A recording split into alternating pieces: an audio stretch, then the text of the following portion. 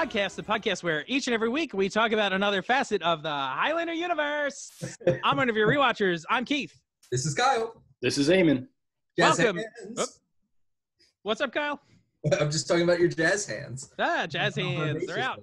That's right, a little wave of 4. This is Chronicle number 4, if you're counting. We are. They're labeled. Yes. That's right. So we're going to do something different this week.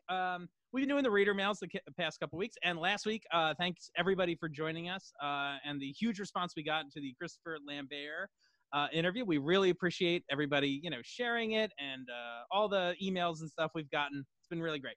Oh, I mean, I'm still blown away. Yeah, it's awesome. The fact that it happened, I'm like, cool, I'm vibrating over here. I'm not going to lie. I listened to Christopher Lambert saying, you're listening to Highlander Rewatched, and don't forget, there can be only one like 80 times. I was like, this is amazing. It's ridiculous. Yeah. Like, I feel like that should just be the start of every show now. It might have to be. That's right. So this week, instead of doing reader mail, just because, we want to switch up the format a bit, and, I'm sure hearing us just read emails is sometimes not the most exciting thing, although we appreciate everybody's email. Reread. That's right. Ooh, that didn't sound good. Nah, not really. No, this week, we thought we'd do something a little bit different. And since we're all kind of, stuck inside quarantining, as we should, staying strong, everybody. Thought we'd share. Oh, you're not? We're supposed to be staying inside? That's what I've heard, Eamon. What are you doing? I've been sneezing on everybody's doorknob. Oh, you mean just like normal, like you normally would? Like I always do. That's I would recommend. I'm no doctor, but I wouldn't recommend doing that. Okay, I'll pare back a little bit. Okay, that's important. That's a good thing to do. You're like a door to door, like the guy who delivers the circular, only with sneezing doorknobs. I just wipe my nose with each one and put it in there. So this week, what we're going to do is we're going to just share some music with everybody. This is music. Yeah. Well, we all have different reasons for picking them, so I won't get into that and everybody's individual reasons yet. But yeah, we're going to play some music. We'll talk about it. And in the episode description below, we'll have links to all the videos. You can check them out on your own. And if you want, also, after you listen to this episode and see what we pick, in the comments below, drop your favorite band that you're listening to, or new albums you've discovered during quarantine, all that sort of stuff. That way everybody can kind of share and I don't know, check out what everybody's doing. Is that cool? Yeah, we're all we're definitely all looking for recommendations, because what do you got to do but consume media? That's right. Just like except for rap or country. Oh boy. No, I'm just kidding. You ever meet somebody that says that? I like music except for rap or country. I like music except for 2 of the most popular styles of it. Yeah. Yeah, I feel like that was a thing in high school. People would say that. And I'm just like, I'm pretty sure I said that in high school, but I I probably said it too, but it was stupid. I'm just like, oh no, those are both good forms of music. Of music. I don't know if that's the right. I'm not that into country, but I would be lying if I said, like, when Old Town Road comes on, I'm not rocking out, which is both. No, that's both rap. Mm-hmm. So, what was I going to say? Oh my gosh. What were you going to say? I don't remember anymore. My mind is literally gone blank. Was it Money Now? Were you going to say Money Now? I am wearing my Money Now shirt, everybody. So available on tpublic.com. Beautiful TeePublic store. Yes, you can get Money No. That's right. Okay, so we're going to be sharing music with you. But, before we get into that, we should just kind of talk about, like, what our week's been like. How's it been, guys? What have you been up to? Seen any good movies? I don't know. How do you make the most of this time? Amen. Look at that face. Yeah. I've been watching. See anything good? I've been watching a lot of Godzilla movies. Nice. Fun. Who's your favorite kaiju monster? Oh, I just watched the Mothra one, and Mothra's pretty darn cool. Mothra is great. Mothra has 2 little, like, miniature Japanese girls that like fairy women that are like its handlers or friends. Yeah. I don't get it. And they're pretty cool, but they're like tiny. They're like tinier than the normal person. They're like the size of a regular moth. Wow. But then Mothra is enormous, but they like ride on Mothra, and you can still see them. Like they put little toys of the girls on the Mothra puppet. But I'm like, how could we see them? They're like, the scale doesn't match. Yeah. Because, like, they should not be able to be seen. My favorite is Mechagodzilla. That's my favorite Godzilla creature. Mechagodzilla is quite good. I'm a big fan of King Ghidorah personally, but Is that the one with the heads, the multiple dragon Yeah. heads? Eamon, do you or Kyle, do you remember that? I think it was a Super Nintendo video game that was like Godzilla versus like the World of Monsters, or it was called something like that. Mhm. And it was like a beat 'em up, or not a beat 'em up. Yeah. It was a fighting game. Yeah, it was like a 4-person brawler with Godzilla creatures. Yeah, it was pretty You could cool. like roll up as Anguirus or something. Yeah. I never played that. Yeah, Which- and there were like different locations. Like I remember you could fight like on the moon and stuff. That's what it does. I mean that's where like King Ghidorah is from. I'm pretty sure. Yeah. Oddly enough, as I've mentioned on this show before, I've been playing a lot of Commander and Magic the Gathering. The new set that came out, actually, it was supposed to be out already, but it got delayed because of this. It comes out in a couple weeks. It's called Ikoria Lair of Behemoths, and the whole shtick in it is giant monsters. So I don't know how they pulled this off, but they made a deal with whoever owns the right to Godzilla. So they printed a bunch of alternate art versions of the cards that are Godzilla monsters, and they're fucking dope. Like they look so cool. So I'm looking forward to getting my hands on them. Mothra is one. It's ordinarily a card called Luminous Brood Moth, and it is spicy. That's more Godzilla connections. Very good. Love Godzilla. Yeah, I got like the Criterion Blu-ray deluxe set of the Toho Godzilla movies a while ago. So now I can actually watch them and not just buy things without using them.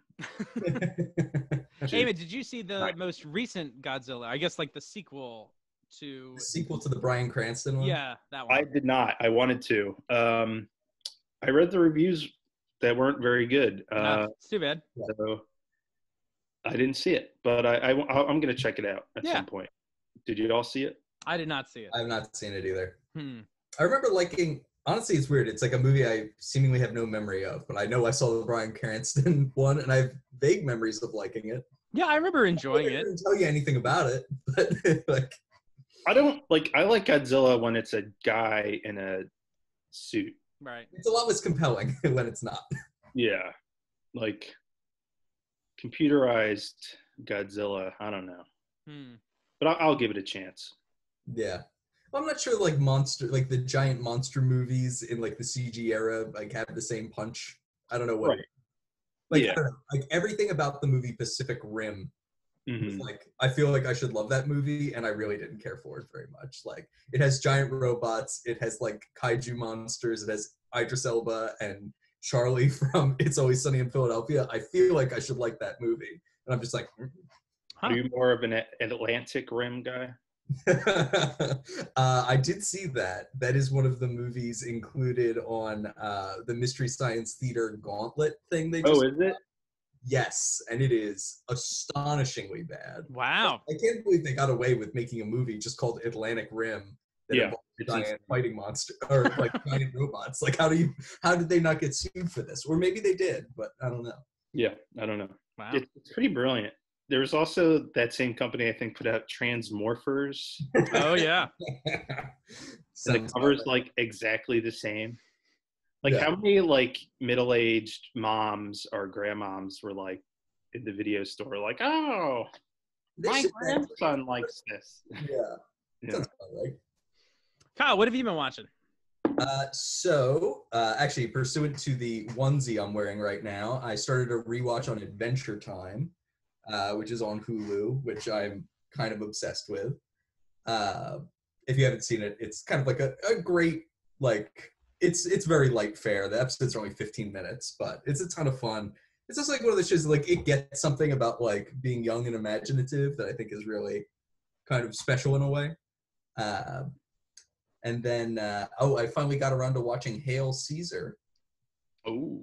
The Coen Brothers movie. Awesome. Highlander alums, Christopher Lambert and Clancy Brown. Uh-oh. The dog just battering rams itself into the door, trying to get in, but it's in the house. It's coming from inside the house. But I loved Hail Caesar. Oh, great. Hysterical. Also, like, all the long discussions about, like, communist theory embedded in this kind of silly caper movie, like, were just amazing. Like great ensemble cast as well. Thought it was quite excellent. I could do without the maid, or what's his name? Cable. What's the actor's name? Oh, Josh Brolin? Josh Brolin. Yeah, I could do without the number of people he slaps in the face. But otherwise, he's great in the movie too, though. He is great in the movie. He does a very good job. I was rather smitten with that movie. And so, what did you think of Lambert and especially that scene? It's a very funny scene in the movie. It's only like one scene, but it is very funny. He plays like a Swedish director who has unknowingly perhaps fathered a child. It's like terrific. It's just like a little side note in the movie, but I think he does great for what it is. And he definitely does his laugh. Mm-hmm. It's like featured prominently. Yep. So that's been great. And before we move on from the Magic the Gathering thing, I saw we had a recent message from a viewer, Robin P, asking whether I play regular Commander or competitive Commander. I play the casual version because who's got the money, and why to play the competitive version. And they also asked what Commander I play. My favorite is Rafiq of the Many. It's a real janky deck based around like forcing people to fight duels, and I think that's fun, even though it's not very good. Wow. Rafiq. See, I could just see your eyes glass over on that, so I'm sure the people at home are loving this. Except for Robin P, because they love it. They love it. That's right. They're loving it. Did you ever play Yu-Gi-Oh, Kyle? No. Yu-Gi-Oh was like a little bit after my time in terms of like I was not the target audience for it, and I was already playing like Magic at the time that came out and wasn't really in the market for a second game like that. All I can say though is I cannot believe that is marketed for small children, because I've at least seen it played and think I know like a few things about it. It seemed like Pokemon, the card game, is like way above, for the most part, the third graders who I see playing it. And like Yu-Gi-Oh seems way more complicated than that. And it's always like these kids going like, I want to duel. And like, it's like, you're just making up the rules of this game. Like you guys are just fucking around. Weird side note on that. When I was like, I remember it was right before I turned 21. So you're about what, 20? Yeah, but like it was February before I turned. I can't take credit for making a joke like that, but yeah, it's true. You can't. It was literally 1 month though before my 21st birthday, and as a result of a train a train delay, I missed Valentine's Day proper. But I was going up to visit the girl I was dating at the time, up in like the Princeton area, and we ended up at this bar called Alchemist and Barrister. And they were doing some Valentine's Day deal where you're supposed to get a glass of champagne with your meal. The meal was really disappointing. They wouldn't give me the glass of champagne because they carded me. And they charged me for the soda that they substituted.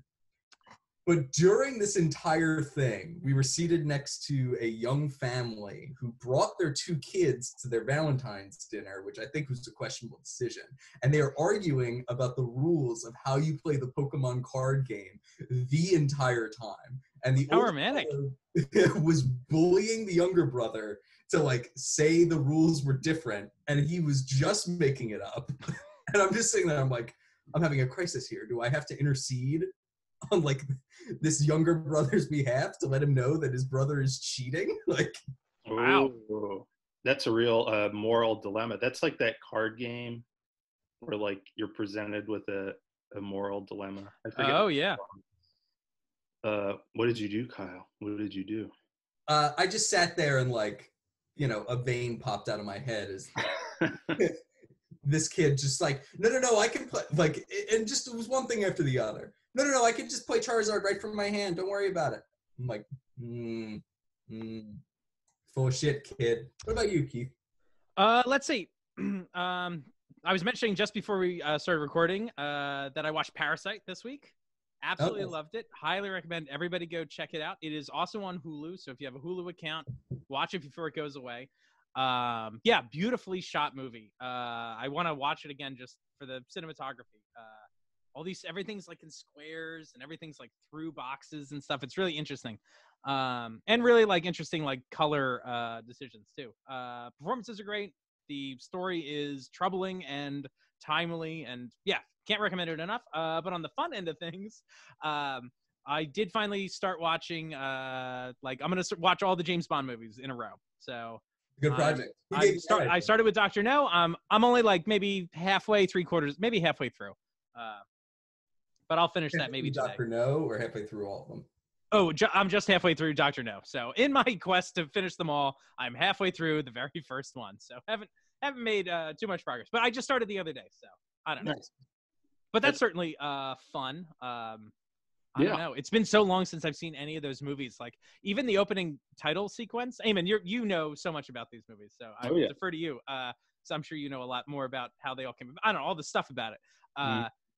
The opening title sequence, like there's some really interesting animation and stuff, but like the musics, they just cut it. Like it'll just be a song, like the theme song plays, and then it just cuts and a new song starts. Like it's really interesting how kind of choppy the editing on the first movie is in a weird way. They're still figuring it out, right? Yeah, I got the impression that maybe like that opening sequence wasn't designed for the music they had in mind initially, and then they, you know what I mean? Yeah.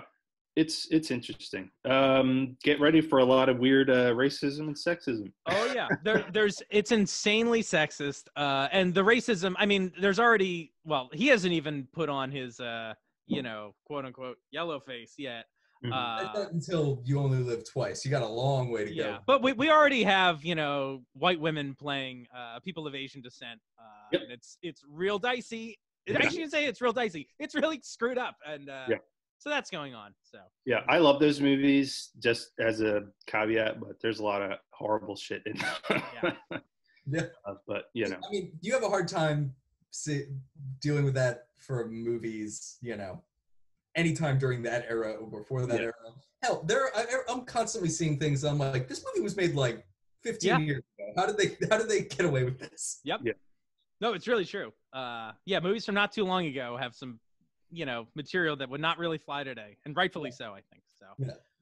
I mean, even today, like with Parasite winning the Best Picture Oscar, wasn't even in English. Oh boy.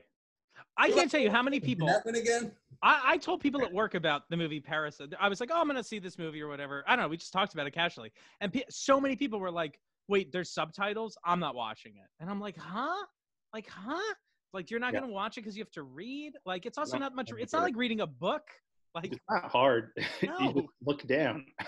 Like, I don't get it. I don't get it either. But, well. I'm glad it won. No, it's great. It deserved to win. Although I would have just picked Green Book again. Why? Because you couldn't pick Crash again? Yeah. I've not seen Green Book, so I've not either. I cannot really comment. And I like Viggo Mortensen and what's his name, Mahershala Ali. Yeah. I like both of them. Yeah. It does really have that Crash vibe, though. It does. It's like a white people pat yourself on the back for racism movie. Yeah. Oh, that's what I've heard anyway. Maybe not. Yeah, I haven't seen it. I totally forgot about that movie and can't believe it won Best Picture. Kind of like Crash. Yep. That's what's his name? Paul Haggis movie. Yeah. Haggis. Yum. Bringing it back to Highlander. That's revolting. And to only depart once again from Highlander. As we're talking about music this episode. You guys ready to hop into it? Yeah. Do it to it. All right, so Eamon, why don't you? Well, we've all picked 5 different songs that we wanted to share with you, the listeners. We all had different reasons for picking them. I will let each person who picked the song explain, why and everything. Eamon, we're going to start with you. Which song do you want me to open up first? Let's do the Shinobi 3. All right. So Keith had this idea for the music, and I'm a big nerd, and I like music. I listen to music. What a bland statement. I listen to music. Sure. I don't listen to music a lot, but like I like Tom Waits and like Portishead and stuff like that. But I listen to like nerdy music a lot more, like movie soundtracks and anime soundtracks and video game music. So this is a a song from the video game Shinobi 3 for Sega Genesis.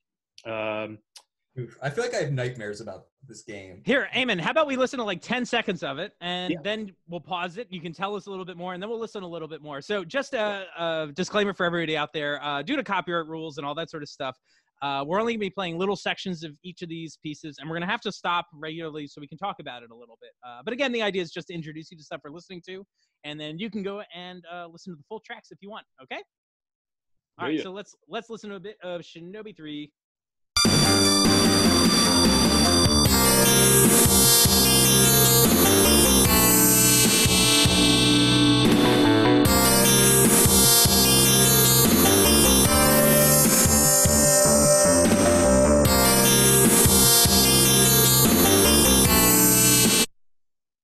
Yeah, I like those.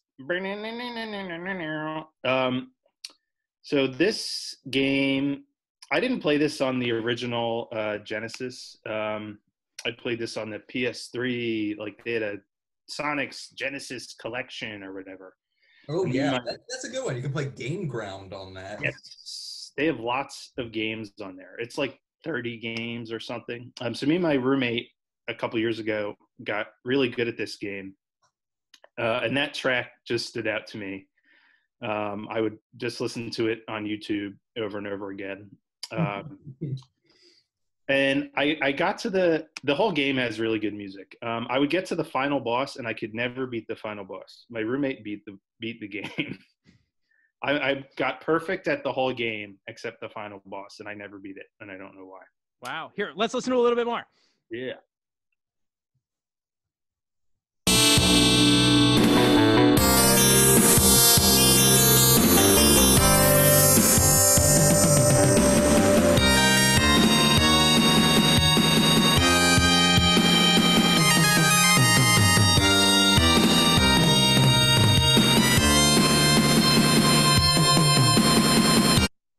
All right. Like that power snare, baby. Yeah. I also had this on vinyl. No, you don't. Wait, Do you you really? actually have this on vinyl? Yep. Wow. Did somebody make like a Shinobi album, or They put out the soundtrack to this game on vinyl. I can't. That's amazing. Yeah. The music's pretty cool. Is it the original soundtrack, or was it like re-recorded with instruments? Nope. Wow. Interesting. It's weird. I don't know if either of you guys have ever been to Franklin Hall here in Philadelphia. It's like a beer garden up in Northern Liberties. Oh yeah.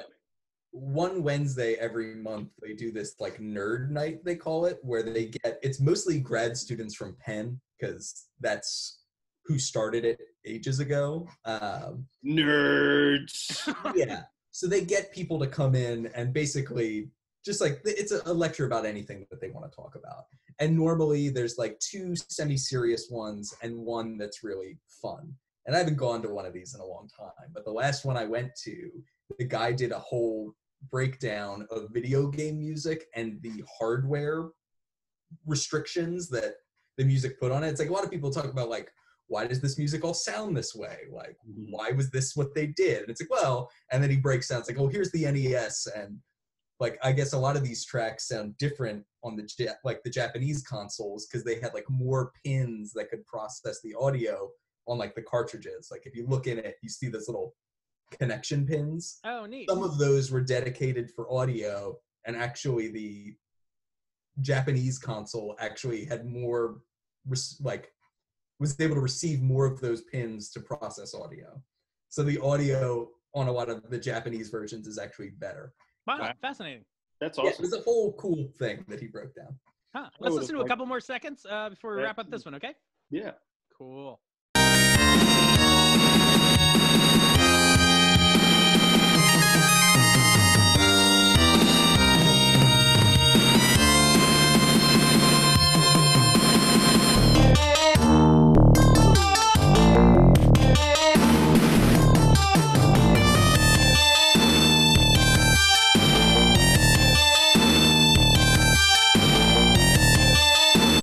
All right. Oh yeah. Shinobi 3. 3, baby. What happened to the other 2 Shinobis? They weren't on the disc for some reason. They might have been Master System games, actually. I'm not sure about that. Yeah, I'm not sure about that. They kept making Shinobi games, didn't they? Yeah. Yeah. I think there's a PlayStation 2 one. Yeah. Kyle, what was that a Shinobi game you had, Kyle? What was the one where you like flipped around like crazy? That was Ninja Gaiden. Ninja Gaiden, of course. Punishingly difficult. Yes. But those games were awesome. Terrific. And very hard, and made you want to tear your eyes out sometimes, but there it is. Mm-hmm. All right, Kyle, why don't you pick the next one from your list? What do we got? Sure, we just going in. You can go in. I can go in order that you gave me if you want. Why don't we do the first one at least? Great. Now, this will be a song from Wolfpack. Love it. And it's called "One for One DiMaggio." Ooh, like Joe. So you'll see. This is a great song. Yeah. Do we want to kick it off, or why don't we kick it off with a little bit? And yeah, they're a great band. I support this decision, Kyle. There we go.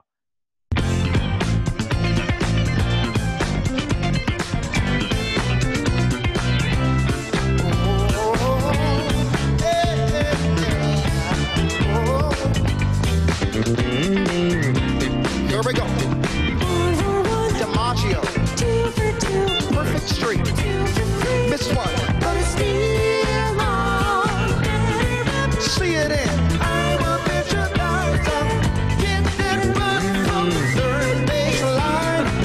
I've got the golden glove. All right. Wow. So tell us about Wolfpack, Kyle. Sure. So their shtick, they're like a pretty funky band, as you can hear. Their kind of fake shtick is that they are a house band in a German club is like the little mythos of the band. But all this stuff is really cool. It like kind of runs the gamut. But the thing that kind of drew me to this song for this purpose, I was talking to some friends of mine the other day, and one of them pointed out, it's like, God, like I really miss baseball. And like that's kind of like a hallmark of the changing of the seasons. It's like, oh, it's like baseball time. And I'm not a huge fan, but like I always see a couple games a year. I kind of live near the stadiums and whatnot. And that got me thinking about this song, because it is basically just chock full of only half accurate baseball references. And it, scratched a little bit of that itch I might have for like opening day. And jamming out. Awesome. Let's listen to some more. Yeah. Let's do it. -3, I'm in the local news, all-state high school team. I've got the golden glove, I've got the -3, I'm in the local news, all-state high school team. Hey kids, guess what? It's your lucky day because you get to tell me your favorite baseball team, okay? So 1, 2, 3. How did you know? That's my favorite baseball team too. No, it's not. Yes, it is. Amazing. Like all their stuff has a great sense of humor in general that runs through it. This is from the album. I think this is The Sweet Science is the name of this album. So it has like a certain like a sports theme kind of runs gently through it. All their videos are really fun too, because like I feel like they're a great mix of like awesome musicianship and like weird internet culture shit. Like this video is a perfect example of like the text on the bottom. It's like really quirky. There's like weird, silly edits in a lot of their videos. I don't know. It's really campy and great. When is this this outfit from? I think this album was like 2015, okay. Or excuse me, 2016. Actually, I was wrong. The Beautiful Game is the name of this album. The Sweet Science is like the opening track. Probably the most famous song of theirs might be called Animal Spirits, which is from this album, which is also super cool. I recommend all their stuff. It's great. Yeah, they're good. Are they from Michigan, I want to say? I could be completely wrong. I don't know why I thought they were from like the Midwest. They met at the University of Michigan Music School. Hey. All right, let's listen to a tiny bit more, and we'll close out with Wolfpack. Nice. Wolfpack. Here we go. Here we go. DiMaggio. Perfect Street. It's one, but it's still on. CNN. I will bet you out. Get it right. The third baseline.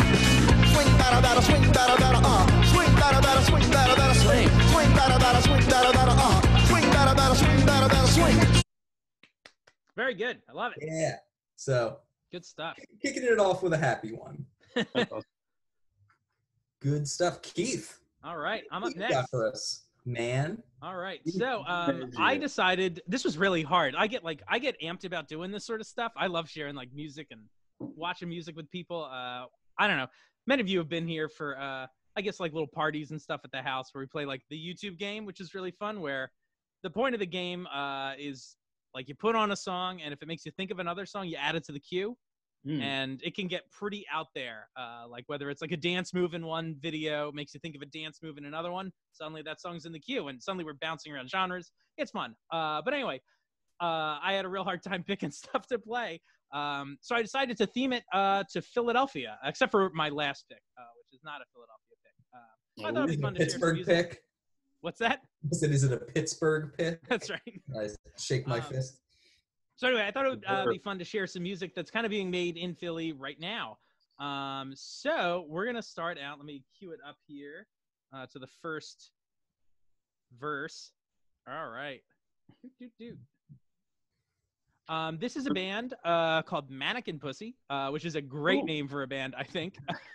They are a Philly punk band, although this song is not quite as punk as a lot of their stuff. This is off their last album, Patience, which came out, I guess, last year. But a lot of their stuff is like a lot more punk driven. This kind of feels a little bit more like alt rock, but it's cool. I'll start playing it and then we'll talk about it, I guess. And so this is verse 1.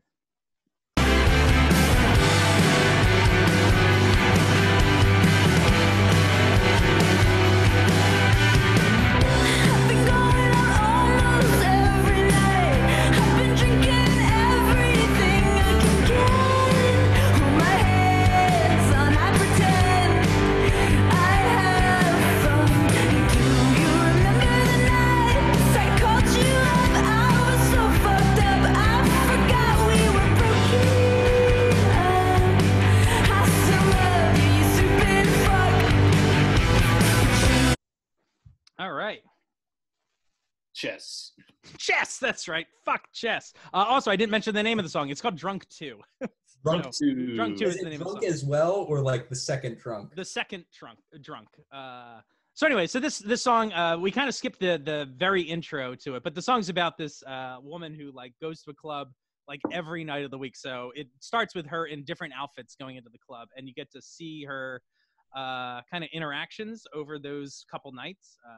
It's all about kind of just, it's a very like sad love song. It's about kind of being alone and getting drunk when everyone else around you is hooking up or whatever. And this was filmed at the Photo Club in North Philly, which is a pretty cool place. I've never been there. It's very cool. Be invited to go there? What's that? Don't you have to be invited to go there? Yeah, it works as like a private club, so you can join and it's pretty cheap, or you can like go to an event. They have some like open events a lot, or you get invited. Yeah. Which those private clubs are one of the ways around our very strict last call hours. Exactly. That's why they do it. Yeah. What's last call here? 2 a.m. Or no, 1:45. What? Yeah. So. Yeah. But it's a cool place. They've got like a big outdoor like garden with like food trucks, and then like the downstairs is kind of like this retro diner, and upstairs is like a dance club, but it's like there's like velvet Elvis paintings and stuff on the walls. It's really great. Velvis. That's right. Velvis. Oh, I see what you did there. Yeah. All right, let's listen to a little bit more of them, I guess. Yeah. And yeah, this will I guess be the chorus or so.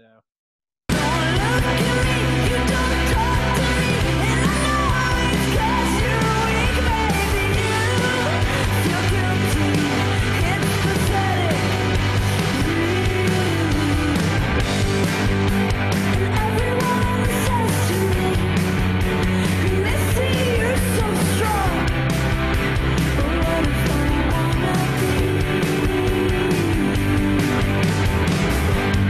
All right. Like the Cowboy Man. Yes, we all like the Cowboy Man. We all like the Cowboy Man. Keith, have you ever heard the band? This kind of reminds me of another Philly punk outfit. Have you ever heard the band Full Bush? No, I don't think so. It's like an all-girl punk band from here in Philly. Actually, oddly enough, I think They're here right now? Are you about to let them in? What? No. Oh, never mind.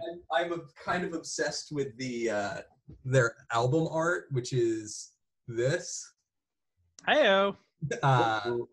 But if you liked that, they might be another band you'd be into. What is that, dill? What's that? Yeah, it's all dill all the time. All deal. All dill. The real deal. Dill or no dill. Oh, boy. Eamon, you're up next. Oh. What song would you like? What's my number 2 on there? Your number 2 is Quarters of Time. Yeah, let's do that. Let's do that. All right. And let's see. Starting at 16 seconds. We can make that happen. Seconds. Yeah. All right. So, Eamon, tell us about your next pick here. Yes. So this is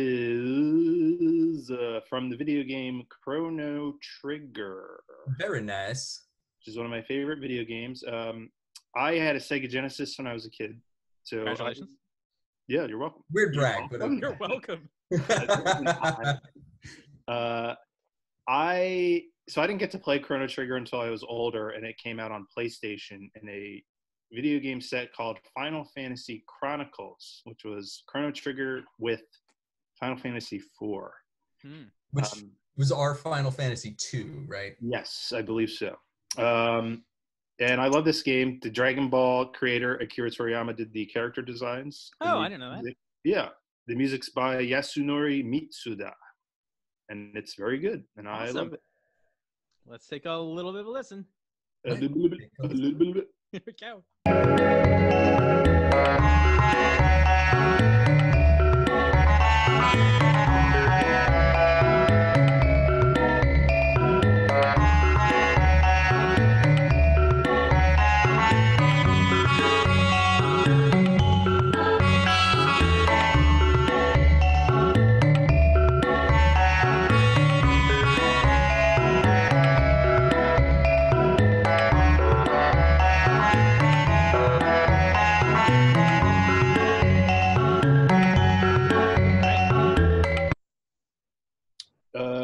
Yeah, I like Japanese RPGs a lot. I like exploring and hearing all the music and being taken to another world. So what makes like Chrono Trigger different than other RPGs? Like, what's unique about it? If people so in Chrono Trigger, you travel through time, and there are like 12 endings or something. Yeah, it's kind of nuts. At some point they introduced that you can fight the final boss at any time throughout the game. And once you beat the game once, you can restart while keeping all your power-ups, so you can more easily fight it early. And depending on when in the course of the game you choose to fight it, you get a completely different ending. I think there's one ending where you all become dinosaurs. It's great. Yeah. Yeah, I've never gotten all the endings. So, feel free to write your angry emails to me. Because I'm a fake fan. Fake nerd boy. I don't know. Fake nerd boy. I'm definitely prepared to say that Chrono Trigger is still one of my top 10 games of all time. You can play it on your phone now. They did release a very good phone port of it that plays really well. So if people haven't crossed this off their list, they totally should. This is like still in my top 10 games of all time. Wow. Cool. Let's listen to a little more. Is that cool? Yeah. Yeah.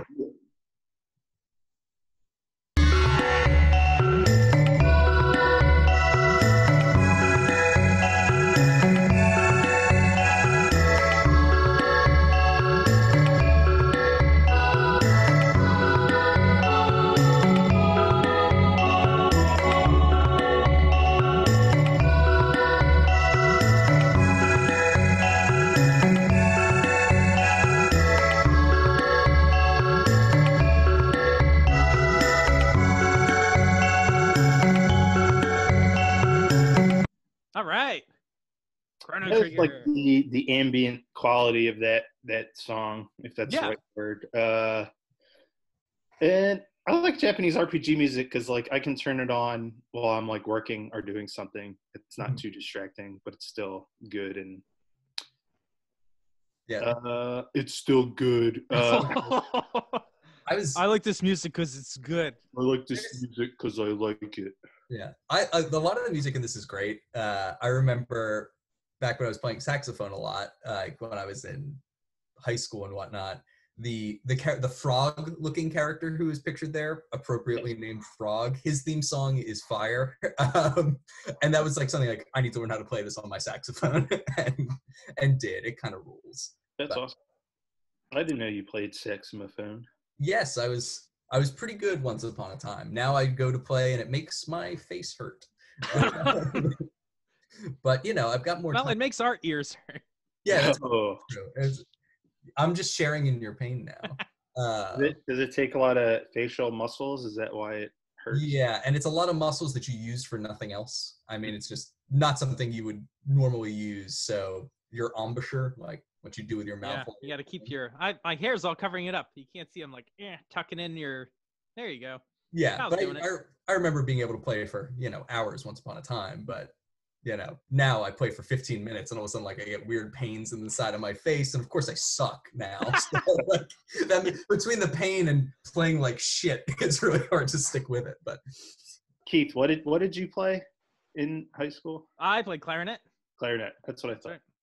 And you played far beyond high school. Yeah. That's what I went to school for. Music.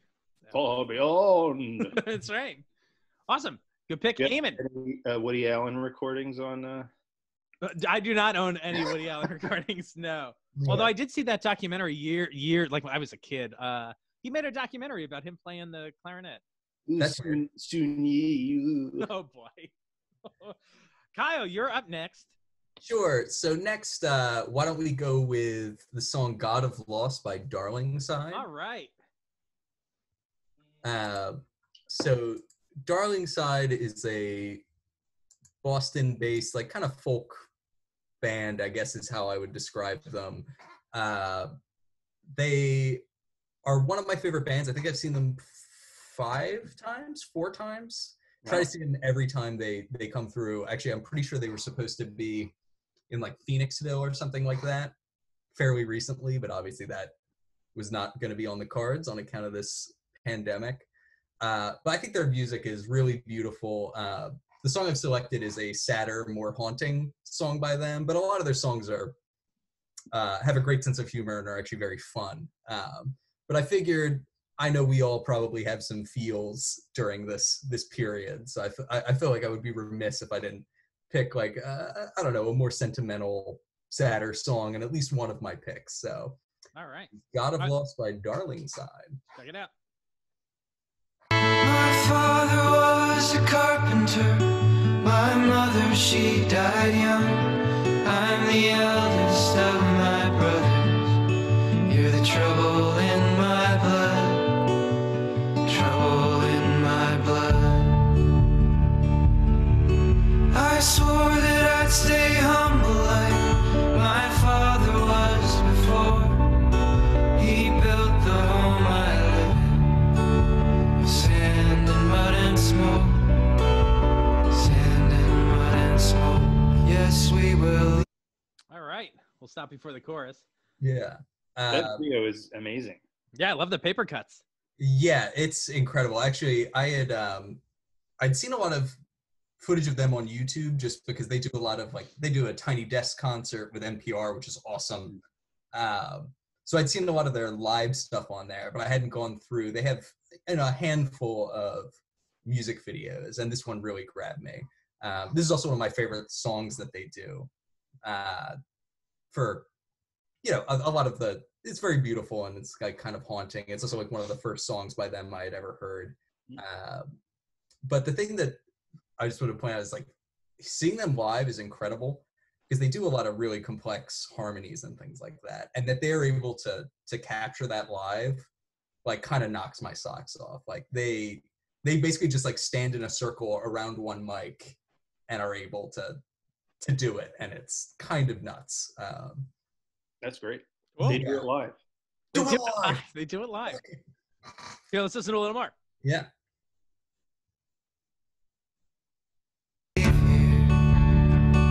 Without a trace, take a new name, an old shape.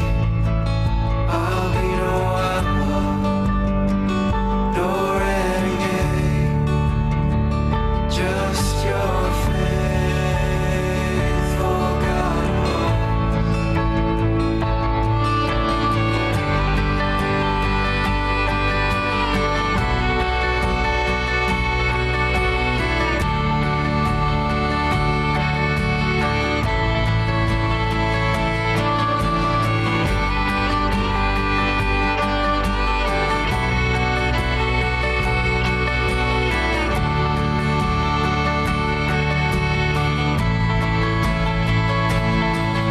So meet me by the river on a boat-shaped piece of earth.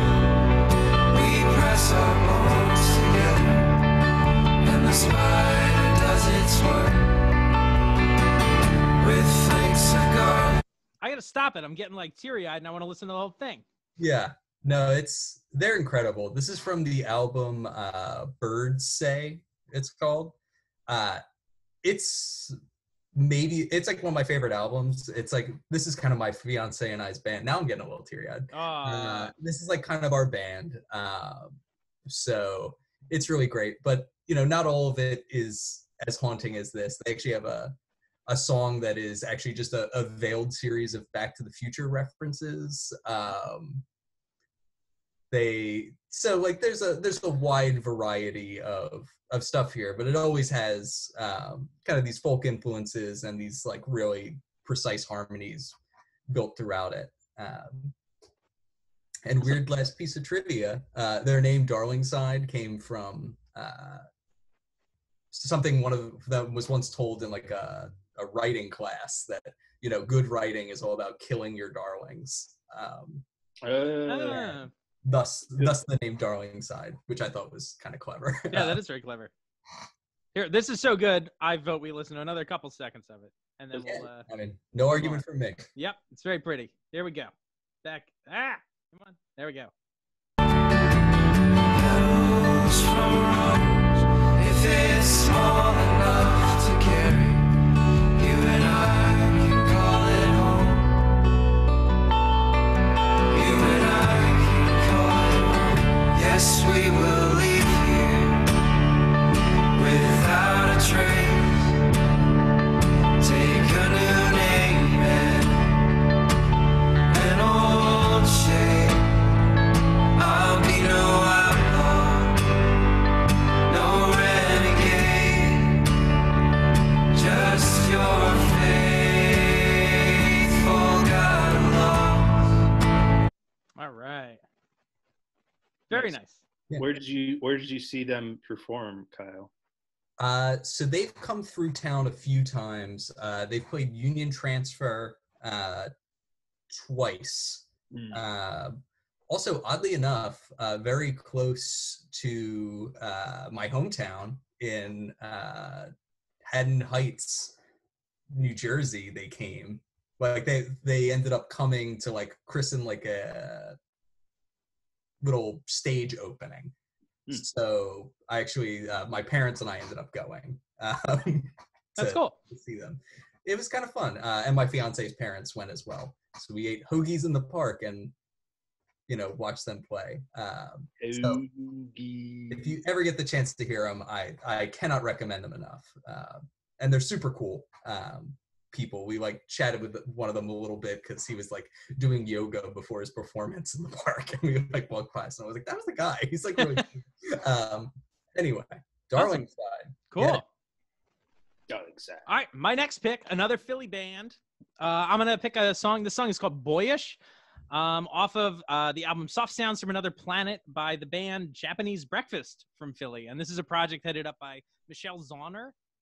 And it's they're really interesting. I don't know how to describe them. Their sound is like very throwbacky, I think. I don't know. I'll play a little and you'll get a feel for it right away. It's very moody. I love her vocal quality. It's really fascinating. Are you guys familiar with Japanese breakfast?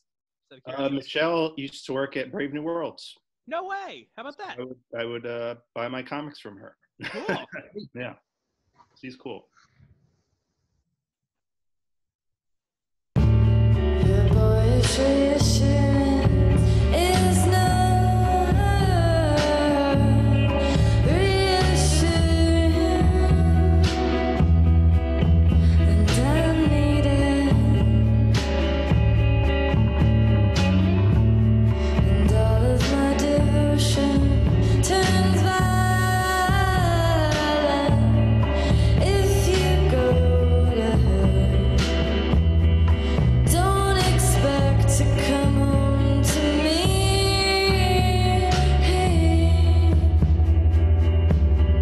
All right. I'll stop right there before we get into the chorus. So how'd you find this band? I think I heard him on NPR for the first time. And then I ended up seeing him live last year at the Exponential Music Festival, which was really cool. Oh, awesome. Ooh, What's yeah, that? What's that? What is that festival? It is so XBN is a local radio Oh. station. Okay, I thought you said exponential. I You did. did. Oh, Yeah, that's what they call the music festival because it's XPN, so it's X. got it. Exponential, yeah. Oh. It's a great I'm done. festival. It's really quite terrific. It's Yeah. over in at the Camden waterfront at like BB&T, I guess is what it's Yeah. called. now. So they do like there's an outdoor concert that's part of it, like right on the waterfront, and they have a lot of different bands, perform locally and nationally, and then like there's big headliners at night in like the big stadium right next door, which is pretty cool. That is Yeah, like I didn't go this past year, but the year I've gone the 2 years prior to that, and there's just been some pretty amazing stuff that came through. I would say that Colin Obrist, the guy from Bright Eyes, was the headliner the day I went last time. You can see some pretty incredible stuff. Yeah. I'll play the chorus from the song now. Also, like, I don't know, especially this song, and it's also probably the vibe of the video. Like this song feels like it belongs in like Twin Peaks or something. Like it's this like ethereal, like soft rock and roll. It's great. Can we all do like a dance from Twin Peaks while that goes? Yeah, sure. All right, we'll do it. What's a dance?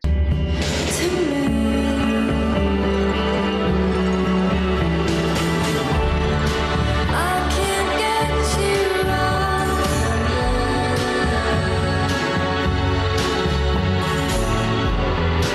I can't get you off in general. So here we are, we're just two losers. I want you and you want something more beautiful. All right. That's good Yeah, stuff. Yeah, it's I- really great. I don't know. I just love like the textures of the song. It's really cool. I could definitely see Audrey Horne dancing to that. Right? A la Twin Peaks. Very cool. Yeah. And How supporting many- your local music. I don't know if it's still going on, but I know Bandcamp has been periodically doing like fee holidays. So like all the money goes to the bands. Oh, cool.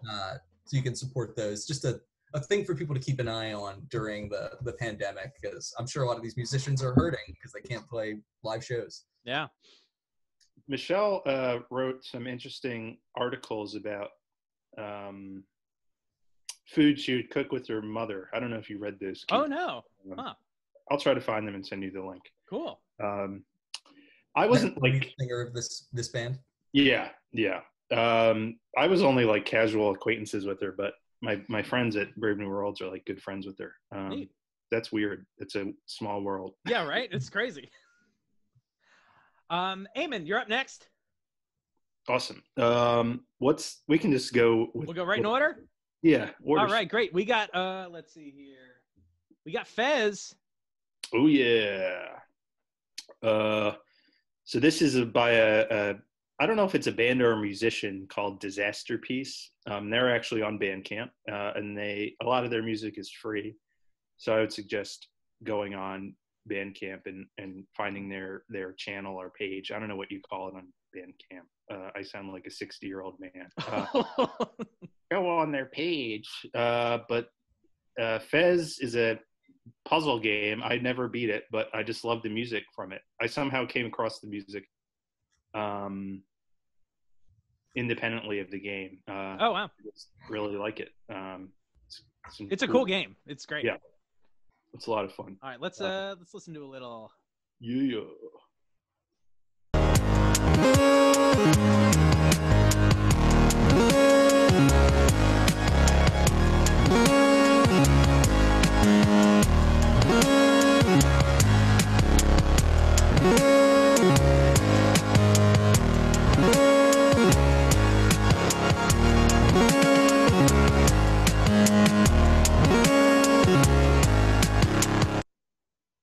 All right.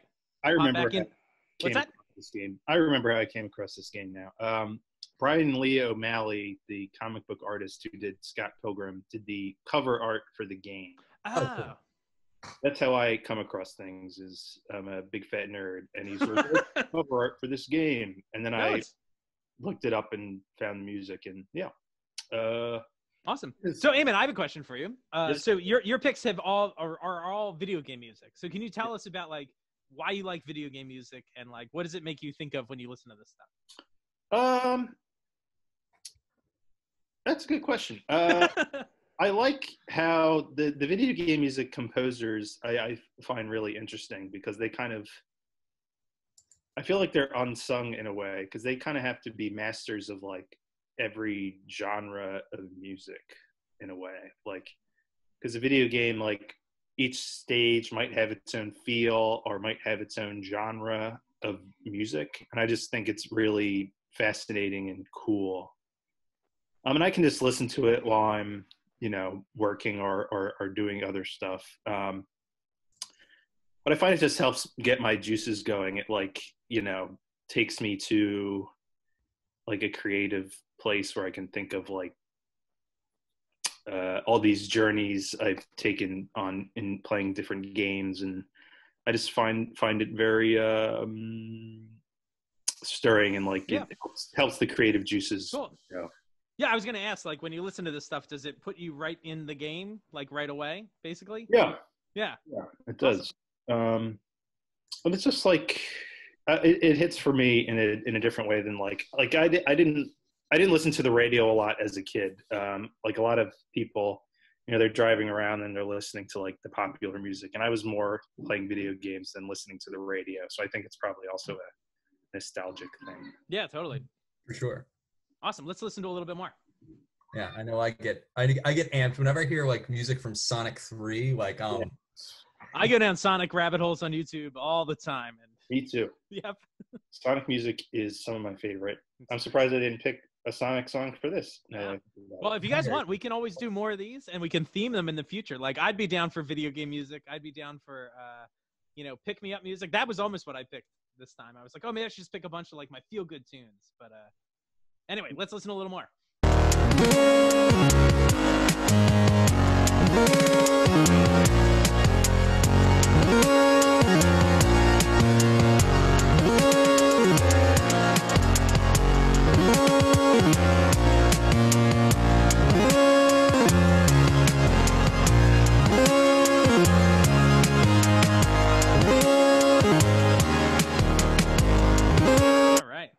I like some of the syncopation in the drums. It's cool. Yeah, that is cool. What kind of puzzle are you solving in this game? Like, what is the format of the puzzle? So you have to find these gold plates, these little blocks. So you're on like a 3-dimensional like building, and you have to like kind of like rotate the building, and it's all like weird visual, like spatial kind of puzzle. Yeah, it plays with like the mix of 2D and 3D. That's cool. Yeah. It's kind of hard to describe, but it's like you're like turning a Puzz 3D around or something. And you have to like hone in on these golden plates. Golden plates. What is this? Joseph Smith? All I can think is like in Book of Mormon, I got the golden plates. Yeah. Golden plates. It's really good. The music's awesome too. Like you can get the whole album for free. I bought it on my phone, but it's great music. Disaster Piece. I've listened to their Bandcamp like hundreds of times at work and stuff. So I would check it out. Cool. Nice. All right, everybody. We're going to take a little break. We've gone through about half the songs that we've picked so far. So thank you, Eamon and Kyle, for sharing the music with us. And I hope everybody out there likes some of the selections and is interested in checking them out in the links below. And again, don't forget to put your recommendations for stuff you're listening to for other fans in the comment section below. But yeah, we're going to break now, and we're going to come back next week with a second episode with the rest of our picks. So we're really excited about that. So tune in for that. We've been your Rewatchers. I'm Keith. This is Kyle. This is Eamon. Bye. Bye.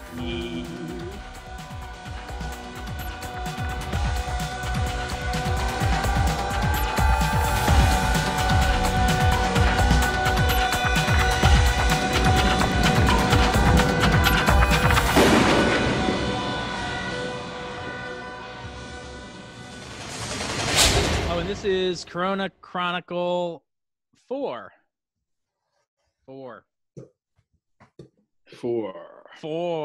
It's like Wolverine, but with an extra one. It's like Wolverine with an extra one. Or it's like me with less one. Well, less one.